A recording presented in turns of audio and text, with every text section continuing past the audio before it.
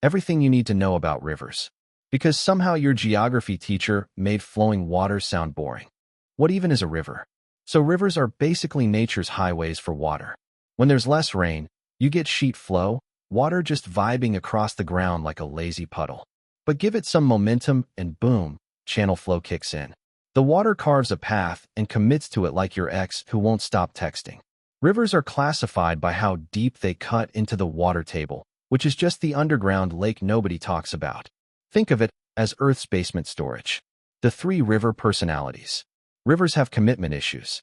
Permanent rivers are the reliable friend, always flowing, always in touch with the water table, year-round vibes. Periodic rivers are your seasonal friends who only show up during rainy season, then ghost you completely. And episodic rivers? Total flakes. They only appear after heavy rainfall, never actually reach the water table, and vanish like your motivation on a Monday. You can tell them apart by looking at cross-sections, which is basically checking if the river's relationship with groundwater is Facebook official or just complicated. Drainage patterns are basically river fingerprints. Rivers don't just flow randomly. They form patterns based on the rocks underneath, like nature's own tattoo art. Dendritic patterns look like tree branches because the rock underneath erodes evenly, like a participation trophy for geology. Trellis patterns happen when you've got alternating hard and soft rock, creating parallel streams that meet at right angles. Very organized, very type A. Radial patterns flow outward from a central high point, like water running off a dome or volcano. It's basically rivers saying we're individuals while still following the rules. The 3 stages of a river, a complete glow-up journey. Rivers have 3 main stages from source to mouth, and honestly, it's like watching someone go through life.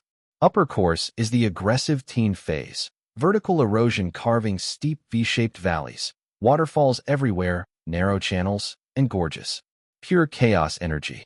Then middle course hits, and the river discovers lateral erosion, gets curvy with those meanders, and the valley opens up.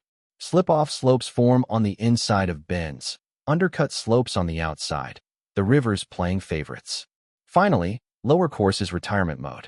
The river's wide, flat, depositing sediment onto floodplains, and sometimes creating oxbow lakes when meanders get cut off and the river just flows straight. It goes from drama queen to couch potato, and floodplains are just the river's way of spreading out after a long journey. From vertical drop to horizontal sprawl, that's character development. River profiles, the before and after photos. When you look at a river from the side, you get a longitudinal profile that shows the journey from mountain source to sea mouth. It's basically the river's autobiography in graph form.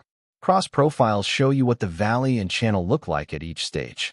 Upper course, V-shaped and aggressive. Middle course, wider valley, Kavya River. Lower course, everything's flat and wide like someone stretched it in Photoshop. These profiles are how geographers analyze rivers without getting wet, which honestly sounds like a win-win situation for everyone involved.